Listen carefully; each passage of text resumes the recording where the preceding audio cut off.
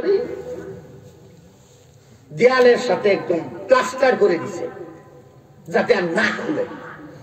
ঘটনাচক্রে উদাহরণটা দিচ্ছি, ঘটনাচক্রে দেখা গেল তার স্ত্রী অসুস্থ হয়ে গেছে, চিকিৎসার মতো টাকা নাই, তার কাছে একমাত্র সম্বল এই ফ্ল্যাট, ফ্ল্যাটটা বিক্রি করতে হবে। এখন এই যে ছবিটা দেখতেও খুব সুন্দর দেখা যায়, আবার খুব চেহারা ছবিও ভালো, এই ফ্ল্যাটটা কিনেছে একটা মুশরিক ব্যক্তি, একজন হিন্দু বা বৌদ্ধ বা খ্রিস্টান বা অন্য এলাকায় যদি কোনো হিন্দু ভাই বোন থাকো, বাবা তোমাদের ধর্মের কোনো কোৎসারটা ছিল, তোমাদের ধর্ম তোমাদের, আমার ধর্ম আমার, তুমি তোমার ধর্ম পালন করবা, তোমার স্বাধীনতা আছে, আমার ধর্মের স্বাধীনতা আল্লাহ দিয়েছে, তোমার ধর্ম নিয়ে কথা বলছি না। আমার মুসলমান ভাইকে সতর্কবাণী দিচ্ছি, কিনেছে একজন মুশরিক হিন্দু, আপনি তো আর এই ফ্ল্যাটের মালিক না। তাদের ভিতরে একটা নিয়ম আছে, এই যে ছবিটা এখানে রাখা সে ফেলাই নাই, এক পর্যায়ে এই তাদের ভিতরে কিছু কিছু পূজারী আছে যারা পূজা করে, ওরা ওই সমস্ত ছবিগুলোর সামনে হাত তুলে এবার ওম নমঃ শিবায় করে, কি করে না? কিন্তু ছবিটা স্থাপন করেছিল কে, মুসলমান না হিন্দু? আওয়াজ করে বলেন মুসলমান। কিন্তু এই পূজাটা করলো কি মুসলমান না হিন্দু? হিন্দু। পূজা কিন্তু মুসলমান করে নাই, শুধু স্থাপন করেছিল। আর এর ভিতরে হস্তান্তর হওয়ার কারণে একজন হিন্দু তার ধর্মীয় কাজ আমল করার কারণে, ধর্মীয় কাজ ওই ছবির সামনে করার কারণে ওই মুসলমান স্থাপনকারী তার আমল নামার ভিতরে শিরকের গুনাহ লেখা হবে। আমি সেই কথাই বলছি। এই কারণে আল্লাহ তাআলা বলেন ওয়া তাআওয়ানু আলাল বিররি ওয়াত তাকওয়া, তুমি ভালো কাজের ব্যাপারে মানুষকে সহযোগিতা করো, কারণ শেষ যুগের মানুষগুলার শ্রেষ্ঠ গুণ, শেষ যুগের মানুষগুলার ভিতরে এই গুণাগুণ থাকবে।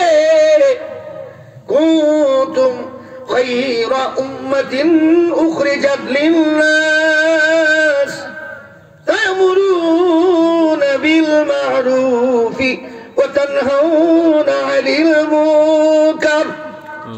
শেষ যুগের মানুষের গুণ থাকবে, আলেম গায়রে আলেম, যুবক বৃদ্ধ, মহিলা পুরুষ, প্রত্যেকটা মানুষের জন্য তাদের গুণ। তারা দুনিয়ার ভিতরে থাকা অবস্থায় মানুষকে ভালো কাজের ব্যাপারে বলবে আল্লাহু আকবার বলেন, আরেকটু জোরে আওয়াজ করে বলেন আল্লাহু আকবার। ভালো কাজের ব্যাপারে বলবে, ওয়া তানহাউনা আনিল মুনকার, মানুষকে শিরকের কাজ থেকে বাঁচাবে, মানুষকে হারাম কাজ থেকে বাঁচাবে, মানুষকে গুনার কাজ থেকে বাঁচানোর জন্য চেষ্টা করবে। এই দায়িত্বটুকু কে দিয়েছেন জোরে বলেন, আর একটু জোরে আওয়াজ করে বলেন কে দিয়েছেন? আল্লাহর দায়িত্ব যদি আমি পালন করতে চাই, সেই দায়িত্বের ব্যাপারে যে লোকটা বাধা দিতে আসবে ওই লোকটাই হলো ইসলামের শত্রু। এবারে কথা বুঝাইতে পারছি? যুবক ভাইয়েরা, এলাকার হিন্দু মা বোনেরা যারা আছো, ভালো করে শুনবা, আমরা তোমাদের বিরোধী নই। আমাদেরকে সাম্প্রদায়িক জাতি বলে গালি দেওয়া হয়। সাম্প্রদায়িক সম্প্রীতি যদি কোনো জাতির ভিতরে আছে, যদি থেকে থাকে, সেটা শুধুমাত্র কেবলমাত্র মুসলমানদের ভিতরে আছে। হযরত ওমরের একটা কথা শুনাই, কষ্ট হইতেছে আপনাদের? চলবো না রাখতাম, আপনারা উঠতেছেন গা, যাইবেন গা, ও সাসাব্বারা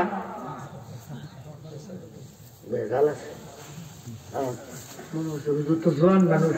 প্রথম দেখছিলাম গলা দেখো মাশাআল্লাহ, আলহামদুলিল্লাহ। আমি নিজেও চিন্তা করছি মনে হয় আজকে গেছে, কিন্তু আপনাদের দোয়া সাথে সাথে আল্লাহ কবুল করে ফেলছে। হ্যাঁ হ্যাঁ, এত কি টাইম না? আলহামদুলিল্লাহ এত আসতে কইলেন। আর আওয়াজ কি দুর্গাপুরে নাই? বট গাছ মার্কা নির্বাচন করে আমার ভাই তোমার ভাই, তুমি থাকলে আমি নাই, এমন জুড়ে লাভ দেয়, তলে দেখে কাপড় নাই। ওই সময় শক্তির অভাব নাই, আর এখানে আইলে হুজুর আর দরকার নাই। এরকম মানুষ সমাজে আছে না নাই? কষ্ট হইতেছে দেখা যাবে। আর একটা মানুষ উঠবেন না, আর কেটে কেটে উঠবেন, হাত তুলেন সেদিকে। যদি প্রস্রাব ধরে, আমল শিখাচ্ছি, আমল ভালো করে বুঝবেন, যদি প্রস্রাব ধরে ফেলে একটু বেশি চাপ, এই হাতের 5টা আঙ্গুল এমনি মিলাইবেন এভাবে। এটা কিন্তু একটা চিহ্ন। কেমন চিহ্ন আমি বলি, আল্লাহর 99টা নাম এই 2 হাতে আছে, জানেন? দেখামু দেখাইতাম পরে, এখন না, শেষ বেলা মনে করেন। এই চিহ্নটা হলো আল্লাহ। চিহ্নটার নাম কি? এইভাবে ধরেন অথবা এইভাবেই ধরেন। এই কাইনে আঙ্গুল আলিফ, লাম লাম হা, কিলো আওয়াজ করে কয় না। এইভাবে ধরার পরে নাভির উপরে এমনি ধরবেন, ধরে একবার মনে মনে সূরা নাস করবেন আর সূরা ফালাক করবেন। ইনশাআল্লাহ প্রস্রাবের জন্য আপনার শরীরের ক্ষতি হবে না, এত চাপ পড়বে না। ইনশাআল্লাহ কর, মনে থাকবো, যাতে মজলিসের ক্ষতি না হয়। কোন কথা বলতেছিলাম? সাম্প্রদায়িক সম্প্রীতি, ভালো কাজের ব্যাপারে সহযোগিতা করা। হ্যাঁ যুবক ভাই, এই জায়গার ভিতরে এমন লোক আছে, কেউ কেউ আছে ওই লোকটা বিধর্মী, তো তার সহযোগিতা আমার এগিয়ে যাওয়া যাবে না, এমন কাজ করা যাবে না। সে বিধর্মী হোক, সে আমার জাতি ভাই না, কিন্তু সে মানুষ, ঠিক কিনা? জোরে বলেন। হযরত ফারুক আযম রাদিয়াল্লাহু তাআলা আনহু নাম শুনছেন? যার হুঙ্কারের কারণে ভাগ বকরি এক জায়গায় এসে বসবাস করত, কিন্তু ভাগে বকরির উপরে আক্রমণ করত না। এমন পাওয়ারই ছিল, অর্ধ জাহানের ভিতরে তার সুলতানাত চলত। এত বড় জলিল কদর একজন সাহাবী হযরত ফারুক আযম রাদিয়াল্লাহু তাআলা আনহু, ওনার একটা অভ্যাস ছিল, প্রতিদিন রাত্রেবেলা সব মানুষগুলা যখন ঘুমায় যায়, হযরত ফারুক আযম রাদিয়াল্লাহু তাআলা আনহু রাত্রেবেলা একা একা ঘর থেকে বের হইতেন।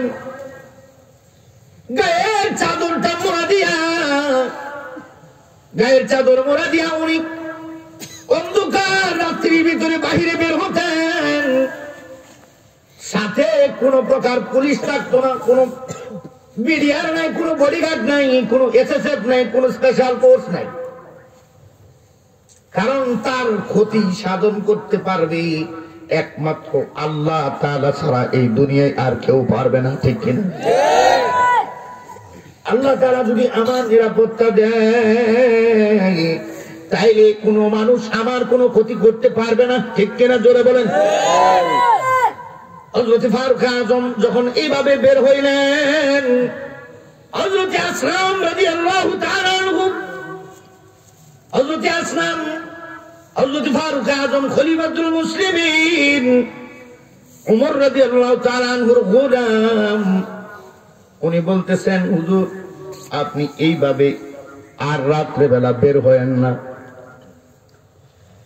আপনি তো মদিনার প্রধানমন্ত্রী, আপনি গভর্নর, আপনি রাষ্ট্রপতি, আপনি যদি এইভাবে বের হন, তাইলে এলাকার ভিতরের থেকে আপনার দুশমনেরা আপনার কোনো ক্ষতি করতে পারে। হযরত ফারুক আযম রাদিয়াল্লাহু তাআলা আনহু হযরত আসলাম রাদিয়াল্লাহু তাআলা আনহুকে বলতেছে, আসলাম তুমি কি জানো না আমার নিরাপত্তা হচ্ছে আমার আল্লাহ? সুবহানাল্লাহ কইেন না, কাইয়া কইেন। হে যুবক, হে বৃদ্ধ, আল্লাহ তাআলা সূরাতুল কুরাইশের ভিতরে শিখায় দিয়েছে একেবারে ছোট্ট সূরা, নিরাপত্তা দাতা কে? আল্লাহ। আওয়াজ করে বলেন আল্লাহ। ফালিয়াবুদু রাব্ব হাযাল বাইত আল্লাযী আত'আমাহুম মিন জু'ইন ওয়া আমানাহুম মিন খাউফ। আল্লাহ তাআলা বলেন ফালিয়াবুদু রাব্ব হাযাল বাইত, ওই ঘরের রবের ইবাদত করো যেই ঘরের রব তোমারে ক্ষুধার্ত অবস্থায় খানা খাওয়ায় কে? আল্লাহ। ওয়া আমানাকুম মিন খাউফ, আর ওই ঘরের রবের ইবাদত করো যেই ঘরের রব তোমার সমস্ত বিপদ থেকে সমস্ত ভয় ভীতি থেকে, যেই ঘরের রব তোমাকে আমানতদারি দেয়, তোমাকে এই দুনিয়াতে নিরাপত্তা দেয়, সেই ঘরের রবের ইবাদত করো। সুবহানাল্লাহ। আমি তো ওই ঘরের রবের ইবাদত করি, সুতরাং আমার নিরাপত্তা দাতা আমার আল্লাহ। ঠিক আছে? তো ফারুক আযম বের হয়েছে, রাস্তার পাশ থেকে শুনে চিৎকারের আওয়াজ শোনা যায় জঙ্গলের ভিতরের থেকে।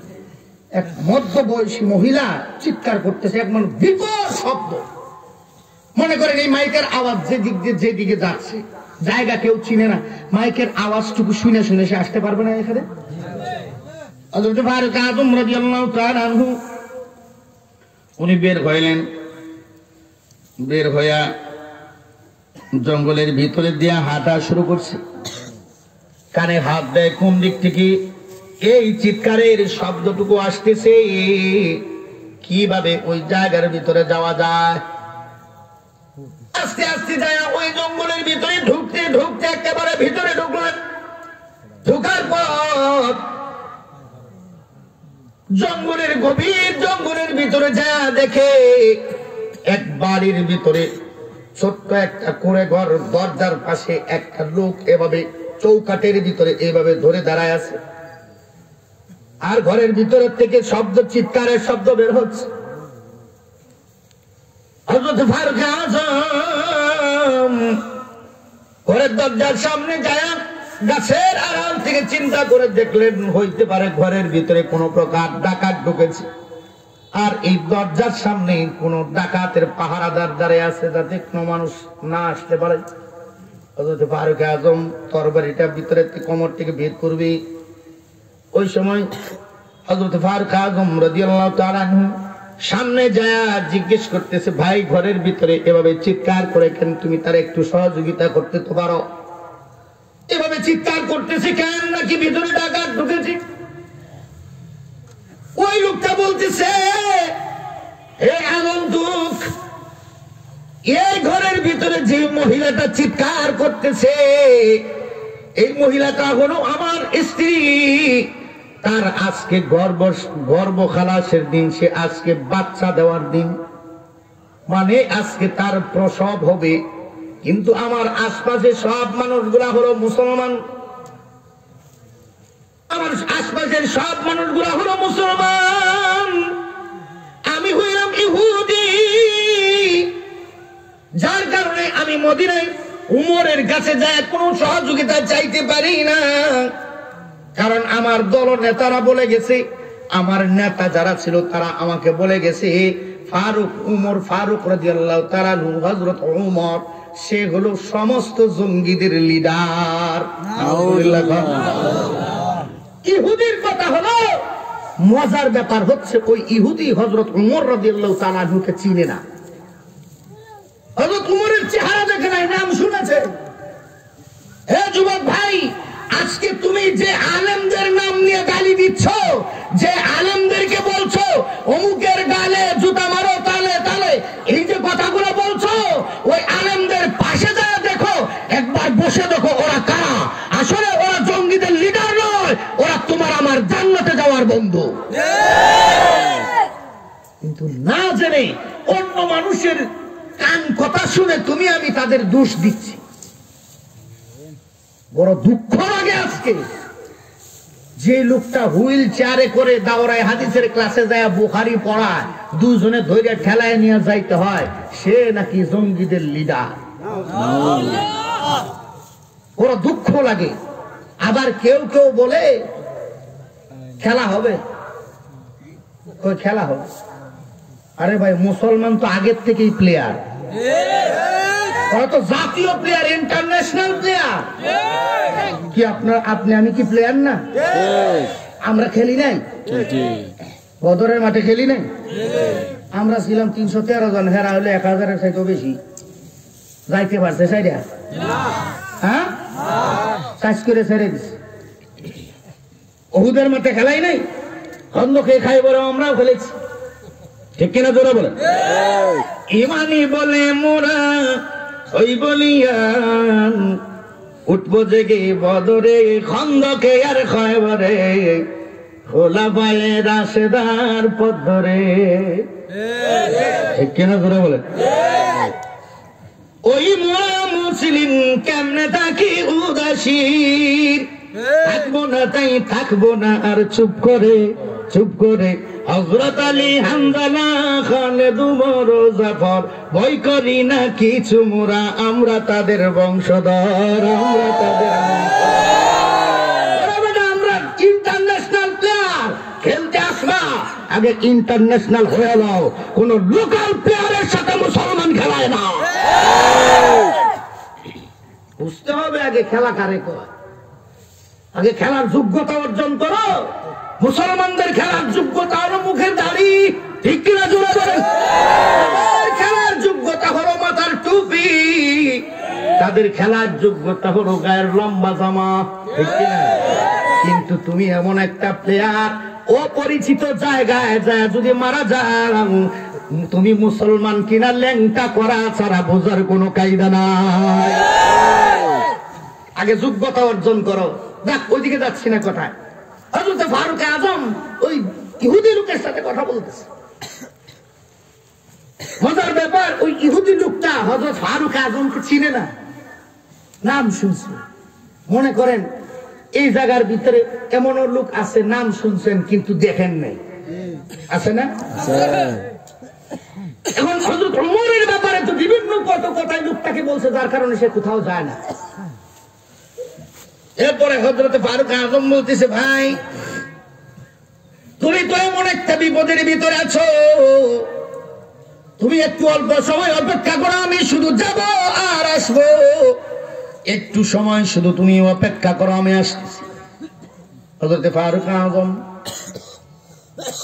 ইতিহাসের ভিতরে লেখেন, আল ইসাবাতু ফি তাময়িজিস সাহাবা নামক কিতাবের ভিতরে লেখেন,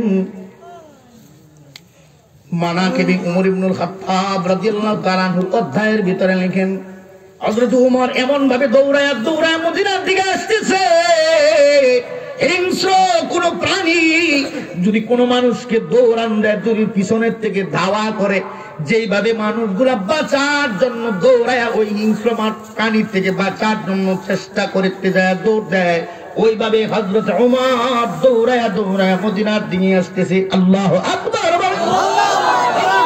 বলতেছে, আসলাম কোথায়, জলদি করে বের হও, আল্লাহ তাআলা আমাকে সুপারিশের জন্য ডাকে।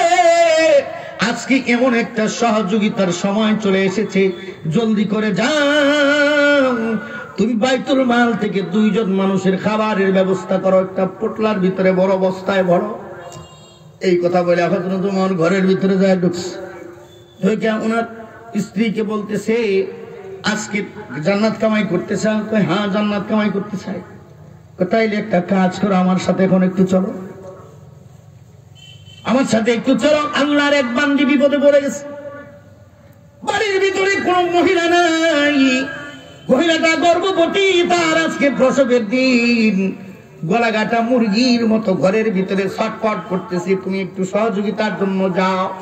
যদি তোমার বাদীদের ভিতরে, তোমার দাসীদের ভিতরে যদি কোনো প্রকার দায়ী মহিলা যদি থাকে, ধাত্রী মহিলা যদি থাকে, তার সাথে করে নিয়ে নাও। হযরত ফারুক আজম তার একজন দাসীকে লয়ে নিলেন, এর ভিতরে একটা পাত্রের মধ্যে 2-3টা রুটি আর কিছু রান্না করা গোশত পাত্রের মধ্যে নিলেন। হযরত ফারুক আজম জিজ্ঞেস করলো, তুমি এগুলা কি নিলা? উনি বলতেছে, হুজুর আপনি তো মহিলা না, আমি মহিলা মানুষ, আমি মহিলার ওই সমস্ত বিষয়গুলো আমি বুঝি। একটা মা যখন প্রসব করে ফেলে, তখন ওই প্রসবকারী মহিলা যখন হুঁশ ফিরে আসে তখন তার পুরো পেট ভর্তি ক্ষুধা লাগে, ওই ক্ষুধার ভিতরে কিছু খাবার তারে তৈরি করে দেওয়ার দরকার। আপনি তো ওই বাইতুল মাল থেকে এমন খাবার গুলার কথা বলছেন, ওইগুলা রান্না করতে করতে দেরি হইতে পারে, যার কারণে আমি কিছু খাবার তৈরি করা কিছু খাবার সাথে করে নিয়ে নিলাম, যাতে উপস্থিত ক্ষেত্রে তাকে খাবারের ব্যবস্থা করতে পারি। আল্লাহু আকবার। হযরত ফারুক আযম খলিফাতুল মুসলিমিন সহযোগিতা করার জন্য যাচ্ছে এক ইহুদি। ইহুদি কি মুসলমান না কাফের? কাফের। সে কি মুসলমান না বেদীন? মুসলমান না মুশরিক? এই জন্য আমার বিধর্মী ভাইরা যারা আছো, হে ভাই, আমি মুসলমান, একটা মুসলমানও তোমার শত্রু নয়, একটা মুসলমানও তোমার বিরুদ্ধে নয়, একটা মুসলমানও তোমার ধর্মের বিরুদ্ধে নয়। মুসলমান বাংলাদেশের পক্ষে ৫৬,০০০ বর্গ কিলোমিটারের দেশ বাংলাদেশ। সেই বাংলাদেশ নিয়ে যদি কোন কুলাঙ্গার কোন প্রকার যদি ষড়যন্ত্র করে, তার দাঁত ভাঙা জবাব দেওয়ার জন্য মুসলমান প্রস্তুত। আর সেই জবাবটুকুই তোমরা মনে করো তোমাদের ধর্মের বিরুদ্ধে কথা বলেছি। না, তোমাদের ধর্মের বিরুদ্ধে আমাদের কোনো কথা নয়। সবচাইতে বড় নিরাপত্তা বিধর্মীরা পেয়েছিল সরকার দু আলম নবীর সময়ে। কিনা জোড়া বলেন? আমি ছোট্ট অল্প সময়, আরে সর্বনাশ, বলছিলাম 10 মিনিট কম, সময় গেছে 40 মিনিট। না, আপনারা একটু কমেন হুজুর, আমরাই কইছিলেন, তো আপনার কথাই ঠিক নাই। শেষ করে দিচ্ছি। প্রথম কথাটা মনে রাখেন, আল্লাহ তাআলা শিখাচ্ছেন ওয়া তাআওয়ানু আলাল বিররি, ভালো কাজের ব্যাপারে সহযোগিতা করো। দল মত নির্বিশেষে। আপনি আমার বিরোধী দল, আপনার আমি দেখতে পারি না, মানে বিরোধী দল কথা বর্তমান যুগের তা কইেন না, মানে আপনি আমার বিরুদ্ধে, আপনি আমার প্রতিদ্বন্দ্বী, আপনারা দেখতে পারে, আমার বাড়ির সামনে দিয়ে হাঁটতেও দেয়নি আপনারা, কই দেখি তুই আমার পক্ষে কথা কস না, আছে না নাই? এইগুলো হচ্ছে কুকুরের স্বভাব। মুসা কিতাবের ভিতরে লেখছে, বড় বড় মুরব্বীরা যেটা ক্লাসের ভিতরে পড়ায়, কুত্তা ছিলেন, কুত্তা গরু মরা খাইয়া, প্রথমবার খুঁজ পায়া খাইয়া এইভাবে বসে থাকে, মানে কি জানেন, আরেকবার ক্ষুধা লাগলে আবার খাইব।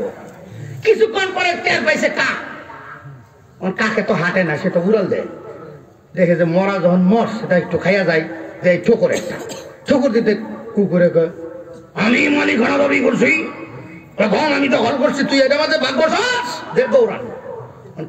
কাকে তো দৌড়ান দিতে উড়াল দেয়। কিছুক্ষণ পরে টের পাইছে শকুন। শকুন তো গলা লম্বা, এই লম্বা, শকুনের দেয় ঠোকর, এই যে দিক দিয়ে দেয় শকুনের দৌড়ান। শকুনরে দৌড়াইলে এই দিকে যায়, এই দিক দিয়ে কাকে ধরে, আবার এই দিকে কাকের দৌড়ান, এই দিক দিয়ে শকুনে ধরে। ঠিক তেমনি কিছু কিছু মানুষ এই কুকুরের স্বভাবের, যারা অন্যের ভালো দেখতে পারে না, অন্যের উন্নতি তার চোখে বাজে, অন্যের উন্নতি দেখলে তার হিংসা লাগে, ওই লোকগুলার চরিত্র আর এই কুকুরের চরিত্র সমানে সমান। রাগ করতেছেন আমার কথা? আমি কারো বিরুদ্ধে কইতেছি না, বুঝছেন? আগে কথা বুঝে নিতে হবে, না বুঝলে হবে না, কারণ আপনারা বুঝের মানুষ, কথা হা কইলে বুঝবেন হু।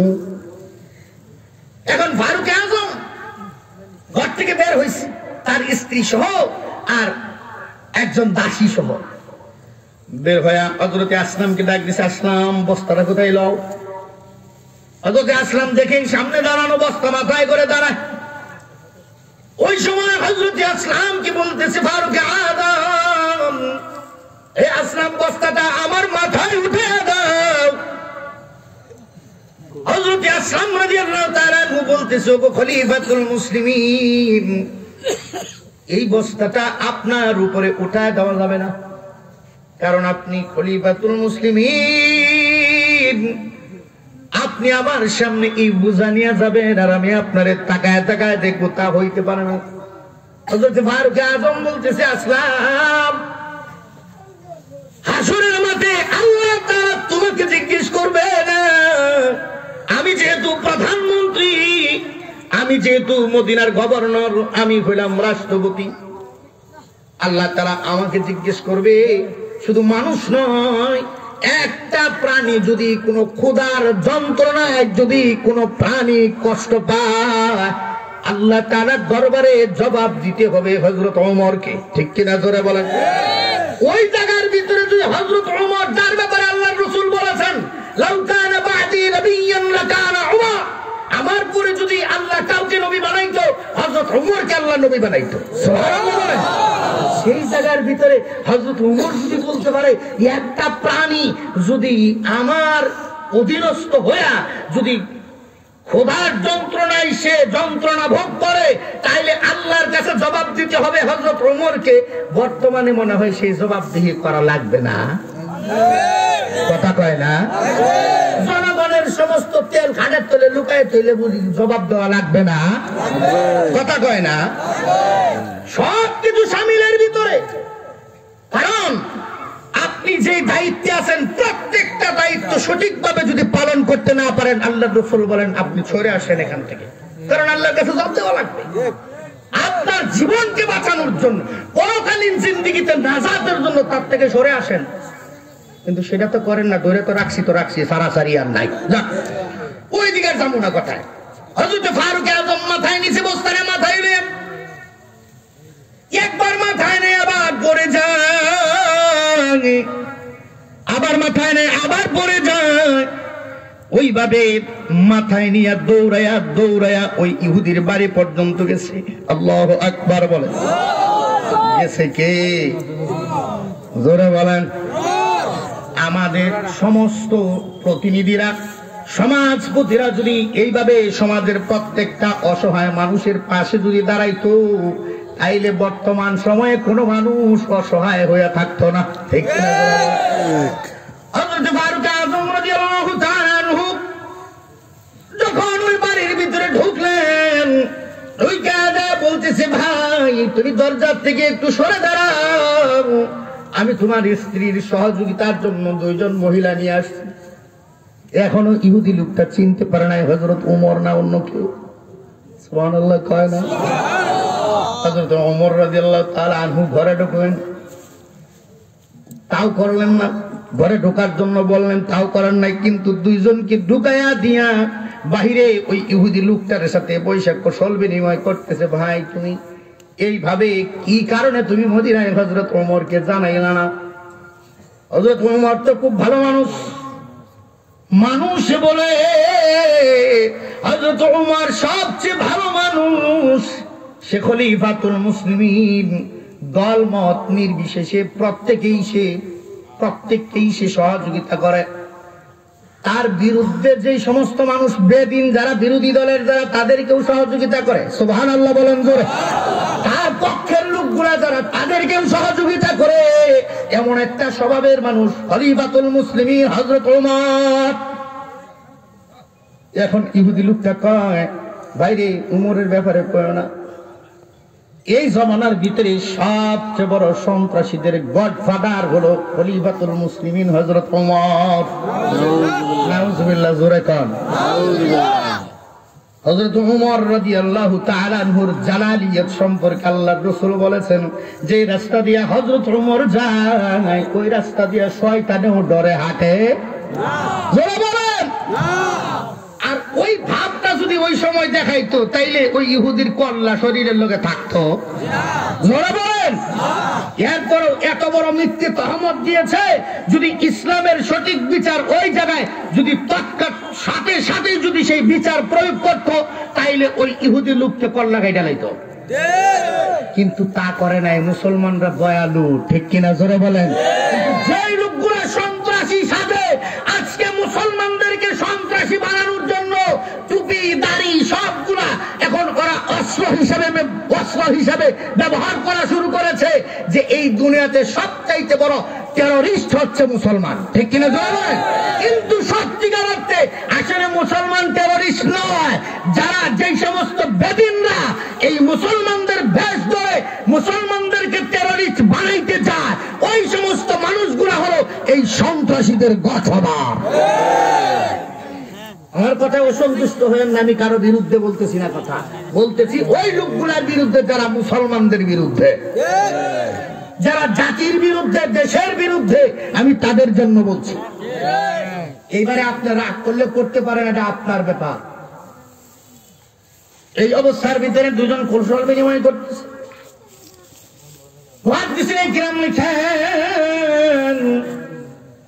হযরত ওমর রাদিয়াল্লাহু তাআলা আনহু কাহারিয়ত, তার শান ও মান, তার জালালিয়ত, অর্ধ জাহান শাসন করেছে হযরত ওমর। রাখাল বকরি লইয়া মাঠে চড়ায়, এমন সময় ওই বকরির উপরে একটা হিংস্র প্রাণী আঘাত করেছে। অন্য রাখাল এসে বলতেছে, ভাই তুমি তোমার বকরিটারে হেফাজত করো না কেন, তুমি এই জায়গায় ছায়া ছায়া দেখো কেন? সে বলতেছে, ভাই আমি দেখতেছি না, আমি চিন্তা করতেছি এই জায়গার ভিতরে কোন হিংস্র প্রাণী বকরিকে আঘাত করার মানে তুমি খবর নিয়ে দেখো খলিফাতুল মুসলিমিন হযরত ওমর মদিনাতে আর নাই। তার মানে হিংস্র প্রাণী যেহেতু বকরির উপর আঘাত করে বলেছে, তার মানে হযরত ওমর দুনিয়া থেকে বিদায় হয়েছে। খবর নিয়ে দেখা গেল প্রতিপক্ষ মানুষগুলা ভুল বোঝাবুঝির মাধ্যমে হযরত ওমরকে শহীদ করে দিয়েছে। এই জন্য কথাটুকু বলা, আগে যেই মানুষটার ব্যাপারে কোন মানুষ কুৎসা রটাচ্ছে, ওই লোকটার ব্যাপারে আগে জানেন। আজকে উলামায়ে কেরামের বিরুদ্ধে একটা স্বার্থান্বেষী মহল হক্কানি আলেমদের বিরুদ্ধে মামলা দায়ের করেছে।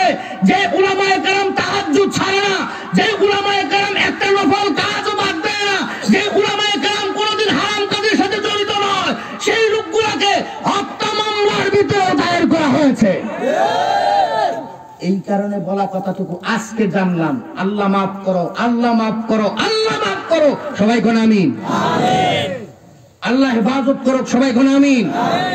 অথচ আল্লাহর রাসূল বলেছেন, আল্লাহর রাসূলকে আল্লাহ তাআলা শিখাইছেন উতুল্লিম বাদা যালিকা জানিম, উতুল্লিম বাদা যালিকা জানিম। আল্লাহ তাআলা শিখাইছেন, হাবিব আপনাকে মানুষ গালি দিয়েছে, আপনাকে মানুষ এইভাবে আঘাত করতে চেয়েছে, আপনি মনে কষ্ট নেবেন না। যারা আপনাকে এমন ভাবে গালি দিয়েছে ওরা আর কেউ নয়, ওরা পিতৃ পরিচয়হীন জারদ সন্তান। আমার কথা নয়, আল্লাহ তাআলা আল্লাহর রাসূলকে শিখাচ্ছেন, আল উলামা ওয়ারাসাতুল আম্বিয়া, সমস্ত উলামায়ে কেরাম হচ্ছে নবীদের ওয়ারিস। সুতরাং আল্লাহর রাসূলকে, নবীদেরকে গালি দেওয়া যদি জারদ সন্তানের পরিচয় হয়, উলামায়ে কেরামকে গালি দেওয়া জারদ সন্তানের পরিচয়। কথা কষ্ট নেবেন না কেউ, আমার বড় দুঃখে আমি আজকে বলতেছি কথাগুলো। আইরে ৯২% মুসলমানের দেশে মুসলমানের আর কোনো দামই নেই। ৯২% মুসলমানের দেশ, তারা যখন পরাধীন হয়ে আছে, কেন? আমরা কি দোষ করেছি? আমরা কি মুসলমান না? আমরা কি দেশের বাসিন্দা না? আমরা কি কারো বিরুদ্ধে বলেছি? আমরা তো বলতে চাচ্ছি যে ভাই তুমি এই শিরকটা করিস না, এই শিরক থেকে বেঁচে থাক। কারণ আমি শিরক থেকে বাঁচতে চাই। আল্লাহ বলেছেন তুমি যদি শিরক থেকে বাঁচতে চাও, আরেকটা ভাইকে বাঁচাও, আরেকটা ভাইকে বাঁচানোর চেষ্টা করো। আমি তো তোমাকে শিরক থেকে বাঁচানোর চেষ্টা করেছি, এর জন্য তুমি আমাকে বিরুদ্ধাচরণ করবা কেন? মানতে চাও না, না মানো, কোনো অসুবিধা নেই, আমি তোমার জোর করে মানাইতে চাই না। আমার বলার দায়িত্ব এই কাজটা শিরক, আমি বলে দিয়েছি, মানা না মানা তোমার ব্যাপার। কষ্ট দিয়েছেন আমার কথায়? হযরত ফারুক আজম ইহুদি লোকটার সাথে কথা বলতেছেন, এমন সময় ভিতরের থেকে বাচ্চার কান্নার শব্দ চলে আসলো। সুবহানাল্লাহ। ভিতরের দিকে বাচ্চার কান্নার আওয়াজ আসলো। ওই সময় ফারুক আজমের স্ত্রী দরজার সামনে এসে সালাম দিয়ে বলতেছে, ওগো খলিফাতুল মুসলিমিন, আপনার বন্ধুকে ছেলে সন্তানের সুসংবাদ দেন। আল্লাহু আকবার। যখন খলিফাতুল মুসলিমিন বলে ডাক দিয়েছে, ইহুদি লোকটা ভয়ে গাছের আড়ালে চলে গেছে। হায় হায়, কি করলাম, কি করলাম? আগামীকাল কিন্তু ফজরের পরে আমার বিচার হবে মদিনায়। হযরত উমরের সামনে উমরের বিরুদ্ধে এমন কথা বলেছি, আমি বলে দিয়েছি সে সন্ত্রাসীদের লিডার। অথচ এই উমর মাথার উপরে খাবারের বস্তা নিয়ে আমি একটা ইহুদির বাড়ি পর্যন্ত সহযোগিতার জন্য আসছি। এত একটা ভালো মানুষকে কি করে মানুষে গালি দেয়? এই মানুষটার ব্যাপারে মানুষে এত বড় কুৎসা কেমনে রটাইলো? এই মানুষটার ব্যাপারে কেমনে রটাইলো? এই মানুষটার ব্যাপারে কেমনে বললো এই লোকটা সন্ত্রাসী? এ তো সন্ত্রাসী নয়, এ হলো আল্লাহর পক্ষ থেকে অবতার। ইহুদি যখন এইভাবে দূরে চলে গেছে, পিছনের থেকে ধরেছে, তোমার ভাই কোথায় যাও?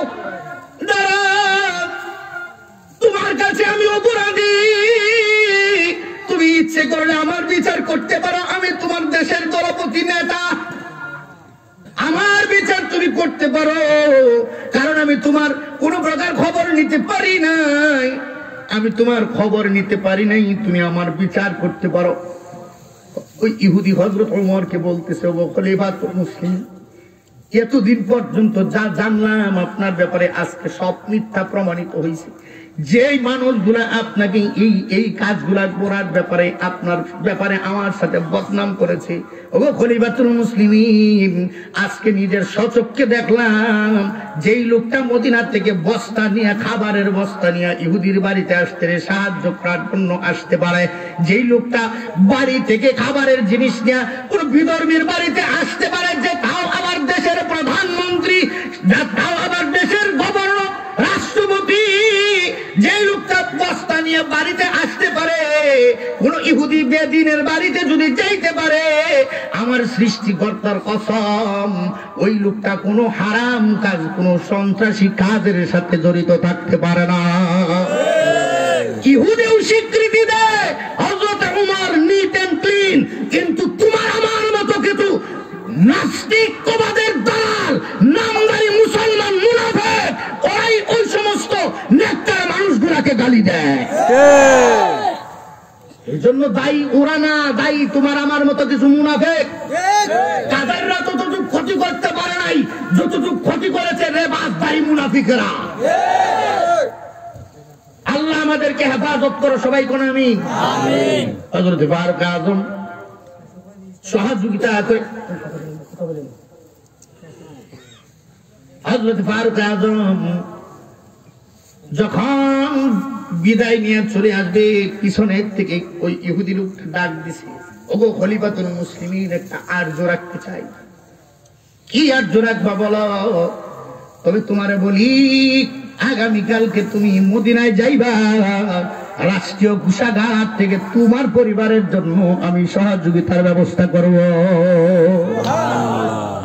এখন ইসলাম গ্রহণ করে নাই, এরপরেও ওই ইহুদি লোকটার জন্য রাষ্ট্রীয় কোষাগার থেকে সহযোগিতা করার জন্য রাষ্ট্রীয়ভাবে স্বীকৃতি দিয়ে আসলো কে? হযরত ওমর রাদিয়াল্লাহু তাআলা আনহু। আর বর্তমান এই মুসলমান জাতি সেই ওমরের উত্তরসূরি, ঠিক কিনা জোরে বলেন? যেমন হযরত ওমর সন্ত্রাসী নয়, সে যেমন নিট এন্ড ক্লিন, তিনি যেমন সর্বপবিত্র, ঠিক তেমনি কোন মুসলমানও সন্ত্রাসী নয়। কথা বুঝতে হবে আগে। যে সমস্ত নামে মুসলমানগুলা সন্ত্রাসী হয়, ওরা মুসলমানদের বেশ ধরে। আল্লাহ মাফ করা, সবাই কোন আমিন। পিছনের দিকে ইহুদি লোকটা বলতেছে, হুজুর একটা আরজ রাখবো, যদি আপনি কবুল করেন। আপনি যে আল্লাহর অনুসারী, আপনি যে নবীর অনুসারী, এমন একটা মানুষ এইভাবে যদি এমন ধরনের সৎ চরিত্রবান হইতে পারে, আমিও আপনার মতো সৎ চরিত্রবান হইতে চাই। সুবহানাল্লাহ।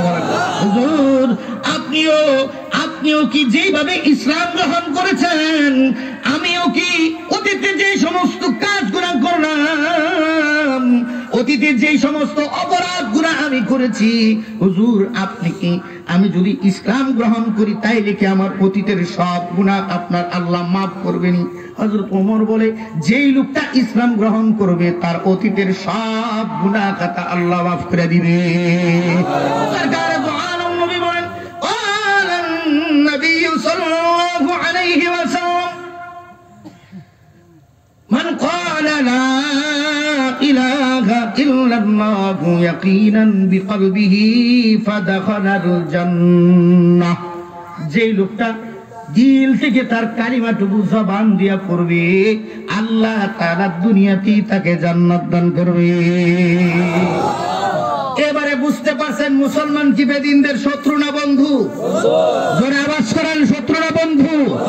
উলামায়ে কেরাম কি জাতির বন্ধু না শত্রু না বন্ধু? ঠিক কিনা জোরে বলেন। এখন আমি এই কথাটুকুর ভিতরেই শুধু বলে যাচ্ছি একটা কথাই, তাআওয়ানু আলাল বিররি, ভালো কাজের ব্যাপারে একে অপরের সহযোগিতা করো। কোন মুশরিকের কাজ, কোন শিরকি কাজ, কোন হারাম কাজ, কোন নালায়েকি কাজ, কোন প্রকার অনিয়ম কাজের ব্যাপারে একে অপরের সহযোগী হয় না। যদি তুমি কোনো মানুষের গুনার ব্যাপারে সহযোগিতা করো, এই গুনাহটা না করলেও তোমার আমল নামায় সেই গুনাহ এসে ঢুকবে। আল্লাহ তুমি আমাদেরকে হেফাজত করো, সবাই বলি আমিন। আর একটু জোরে আওয়াজ করে বলেন আমিন।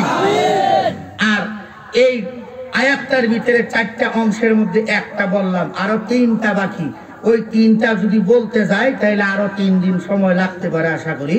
তো এখন আর বাকি 3টা আর বললাম না, একটাই আজকে, শুধু ভালো কাজের ব্যাপারে সহযোগিতা করা। ইনশাআল্লাহ পারবো তো? ইনশাআল্লাহ। কেটা পারবো? হাত তুলে দেখি তো। ইনশাআল্লাহ। দুটোটা হাত সোজা করে, ইনশাআল্লাহ একেবারে সোজা করে জোরে আওয়াজ করে বলেন আল্লাহু আকবার। আর একটু জোরে বলেন আল্লাহু আকবার। ভালো কাজের ব্যাপারে একে অপরের সহযোগিতা করব।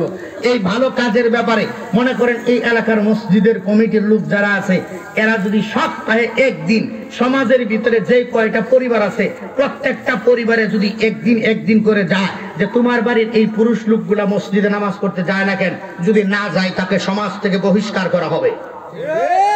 এই ধরনের সিদ্ধান্ত যদি সমাজের মুরব্বীরা নেয়, আগামী 1 মাসের ভিতরে এলাকায় কোনো বেনামাজি খুঁজে পাওয়া যাবে না। এই সিদ্ধান্তগুলো এলাকার নেতৃস্থানীয় ব্যক্তিদের নেওয়ার দরকার। যদি মানুষগুলারে আপনি ভালো কাজের প্রতি উদ্বুদ্ধ করতে পারেন, তখন ওই মানুষগুলাকে সন্ত্রাসী কাজের ভিতরে আর তাদের জন্য পুলিশ ব্যবহার করা লাগবে না, তাদের জন্য আর্মি লাগবে না, তাদের জন্য কোন বিএসএফ, কোন বর্ডার গার্ড, এই ধরনের কোন প্রশাসনের দরকার লাগবে না। কারণ তার দিলের ভিতরে থাকবে কার ভয়? আল্লাহ। আওয়াজ করে বলেন। যদি আল্লাহর ভয় ভিতরে ঢোকে, তখন ওই লোকের জন্য আর প্রশাসনের দরকার নাই। কারণ অনেক দাড়ি টুপিওয়ালারাও চেয়ারের ভিতরে বৈশাও টেবিলের তলে দেখো 3 লাখ। ঠিক না? ঠিক করে বলে। আর আমরা কিছু কইতে গেলেই দেয় বাস। কথা হয় না? গাছ লাগানো বাদ দিয়া সব এবার সবাই বাস লাগান, বাসের বাজার চাঙ্গা বাড়ি করতে হবে বাস বাগান। করতেছেন? ধনী জনা পাইলে গরিব বিনা দুষে দেয় রে বাস, বাসের পিতন খাইয়া কে চিরতরে হয় রে লাশ। সেই লাশেরই কবর দিতে খুব জরুরি বাস সামান, বাসের বাজার চাঙ্গা বাড়ি করতে হবে বাস বাগান। কলেজ বিশ্ববিদ্যালয় চিকন মোটা কত বাস, বাস না দিলে প্রশ্নপত্র কেমন করে হয় রে ভাস। নকল করে পাশ করে তাই সোনার দেশের সোনার চান, বাসের বাজার চাঙ্গা বাড়ি করতে হবে বাস বাগান। রাগ করতেছেন?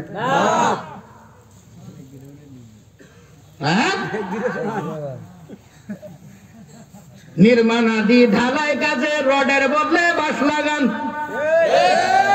রাস্তাগুলো পুক্ত হবে ধসে পড়বে না দালান। দুর্নীতির রঙিন কালে বাসের বইটায় নাও সালাম, বাসের বাজার চাঙ্গা বাড়ি করতে হবে বাস বাগান। আমি কোন মানুষের বিরুদ্ধে বলছি না, যারা দুর্নীতি করে তাদের বিরুদ্ধে বলেছি। খেপে যাইব, এইগুলো হচ্ছে সবচেয়ে বড় দুর্নীতিবাদ। কারণ অন্ধের ঘরে কে রে? আমি কলা খাই না। বোঝেন নাই? আল্লাহ আমাদেরকে মাফ করো, সবাই কথা আমিন। আচ্ছা, এই যে এতটুকু কথাগুলা বললাম, কি করতে বলেছি বলেন? ভালো কাজ নিজে করব, অন্যকে বলবো। খারাপ কাজ নিজে করব না, অন্যকে বলবো। বাস এতটুকু পারবো সবাই? জোরে আওয়াজ করে বলেন পারবো। আরো জোরে বলেন পারবো। এই কাজগুলো দল মত জাতি গোত্র নির্বিশেষে প্রত্যেকের জন্য ভালো কাজ করার দরকার আছে না নাই? যদি থাকে তাইলে এই কথাগুলো বলা কি আমি কাউকে উস্কানি দিচ্ছি?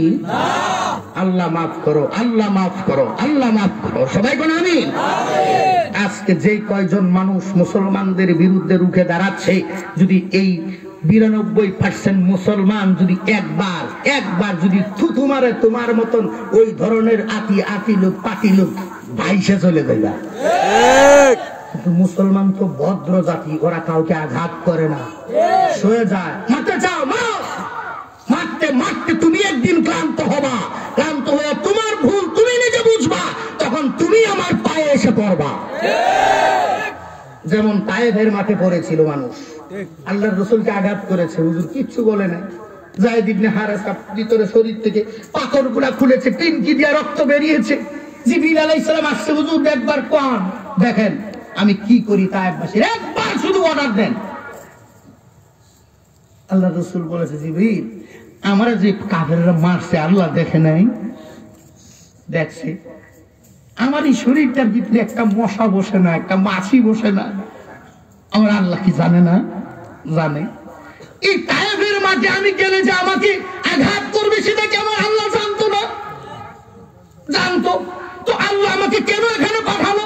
তার মানে এর ভিতরে হিকমত আছে। জিবরিল ওরা বুঝে না, ওর জন্য দোয়া করো আল্লাহ যেন হেদায়েত দেয়।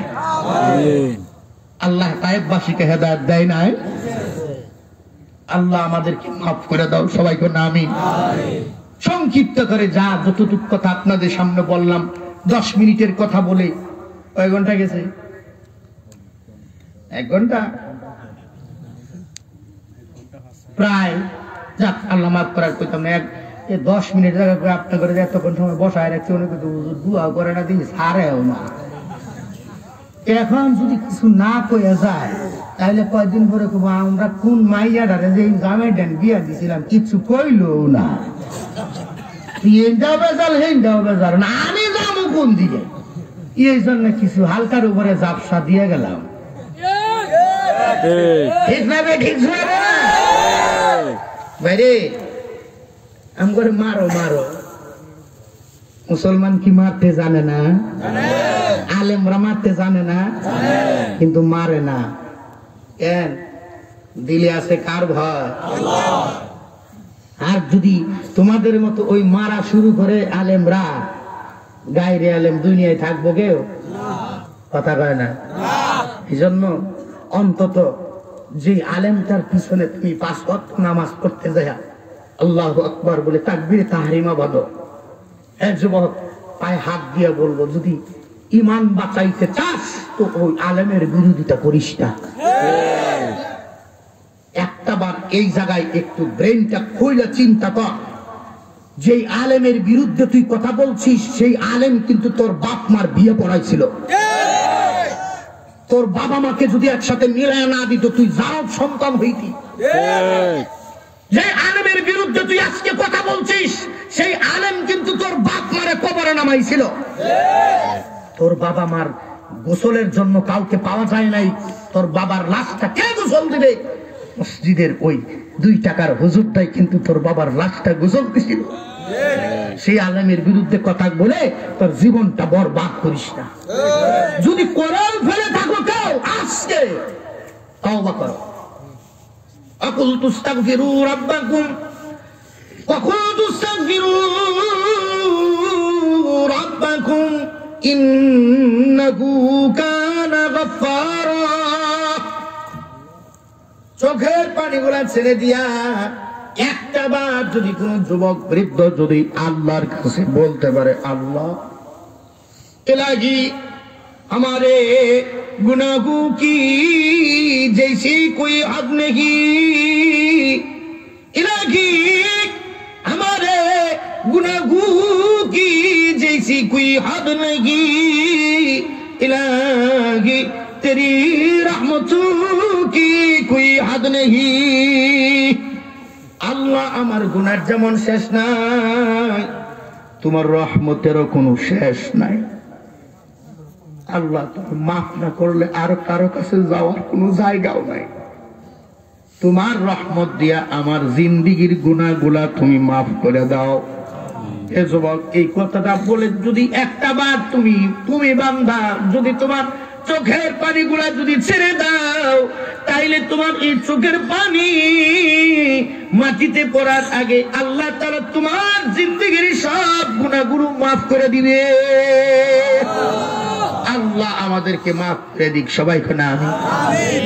या रब जो कुछ हुआ तेरे करम से हुआ और जो कुछ होगा तेरे करम से होगा।